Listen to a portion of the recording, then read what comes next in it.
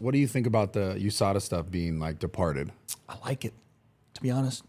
I like it because fighters have a little bit more. Well, hopefully, again, the fighters almost have no bargaining agreements in the UFC. It's like, sign this or whatever. Like they have no antitrust. There is no, union right now. Yeah. Like there would be for other sports like the NFL. So the fighters are always in a kind of take it or leave it situation, and it's an individual sport, so no one wants to team up to do it. But in that case specifically, the USADA was great for what it was in keeping tests of fighters consistent and making sure people were clean. But it was also a bit of an overreach, in my opinion. Why? Because you have guys popping for weed and being suspended 2 to 3 years at a time. Yeah, that's or trash. Guys having whereabouts infractions and being suspended. Like USADA can show up to the places that you have to supposedly like check in with them to be. Like if USADA came looking for you and you weren't at home, they'd be like, all right, you need to be home in 30 minutes to an hour because your whereabouts says you're in Los Angeles. If you're not, you're getting hit with an infraction. Like you have to continually update with them where you're going to be. It's like school, but 24/7. And you get fucking infractions and shit? Crazy. That's fucked. I didn't even know that. Guys can get suspended for like multiple infractions, wherever. Like you have to check in. If you're leaving the country, you got to tell them. If you're leaving the state, you got to tell them. Oh my God. What the fuck? So for that reason, I'm like, yeah, bro. Thank God. Like, let's get the fighters a little bit more control of, and also you're seeing online, Conor McGregor 10-7 USADA, and it's kind of true.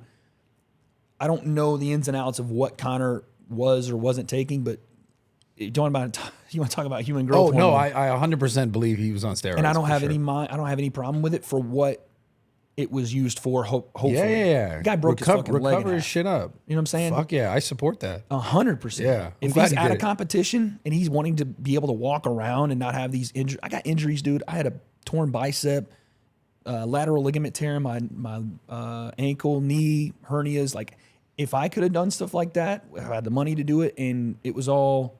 I was doing it for a sport. Yeah, bro. Well, let's talk about this at a high level then, just steroids in general, and speaking about that in professional sports. I'm willing to bet that most players at the top of any sport are using these things to recover. Yeah. Period. Yeah. And I'd also go on to say that I think like it shouldn't be as stigmatized as it is, because it's like, 100%. listen, these people are, obviously performing for the whole world in front of fucking everyone. Like their whole life depends on this. Yeah. I wish it was more clear and open, like, hey, this is kind of just a part of this thing, and everyone kind of knows it, because I feel like everyone kind of knows it now. Yep. But like this gray area where like, so that guy does it, but this guy doesn't. And it's like you can, but you can't. Yep.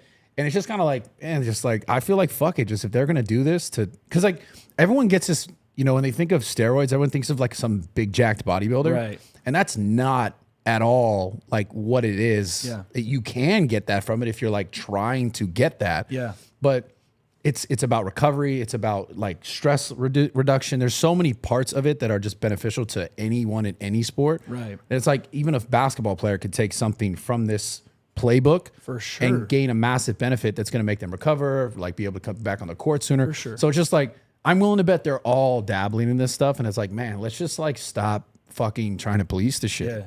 Like, obviously, people are overdoing it. I don't know if maybe there's a way to like. That's what I'm saying. It's tough because, like, especially with combat sports, you're not playing a game. That's the issue, right? Yeah. You have guys juicing their test up. Like the big example that a lot of people use is Vitor Belfort.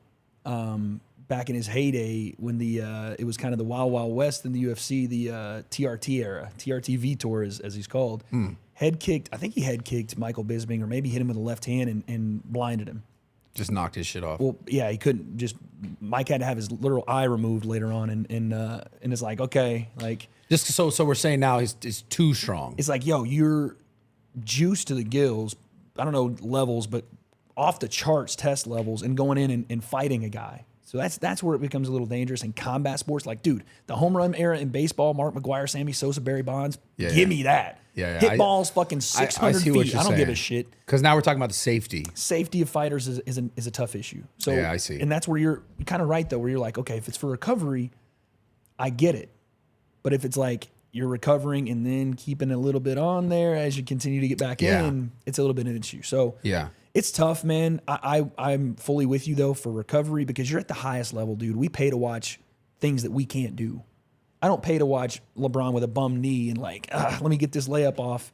I pay to watch LeBron at 38 still doing what he's doing, fadeaways and stuff. You know what I'm saying? Yeah, yeah. So I get it. It's tough. I see what you're saying. So it is a little different in the combat sports Because you're not playing a game, you know? So maybe if it was just policed while you're on like fight camp going to fight versus like if you know you're not fighting because you're trying to recover or you know, maybe there's got to be some area there where we can have that, but again, there's always going to be people and then there's gonna have people do it anyways, but you're also gonna have like there's different types of drugs for like different effects too. EPO versus like and there's drugs that make you like your oxygen capacity way higher. Right. And it's like, what if the other guy that you're fighting just doesn't know enough because his team don't know enough, but you know enough, and you're just out there like a fucking you got wind like a horse. Yeah, and you're just like, going. I can do this all day. Like, this guy's not getting tired, and there's already guys like that in the UFC. Just imagine, you know what I'm saying? Maybe like they're Colby doing Covington. it. If, like, well, who knows? But imagine a guy like Colby Covington decides he wants to get on that. It's like, oh my god.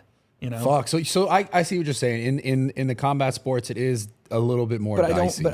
It's hard though because I do want to come out and say I support it for guys having these catastrophic injuries, being able to because bro, who else is having? You know, again, we talk about the NBA when these guys tear an ACL or something. I'm sure they're giving a little something to them to help recover. Of course, got to be for the UFC as well. So it's a fine line, but we'll see. I do think it's a net benefit for the fighters though.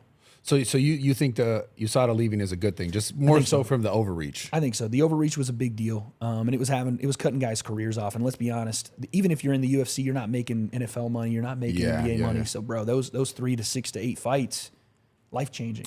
Do you think that them being gone though is going to just encourage more people to experiment? I'm sure. At least early on, before there's like a set protocol for what they're going to do. I don't know. The UFC came out and said who they were going to partner with.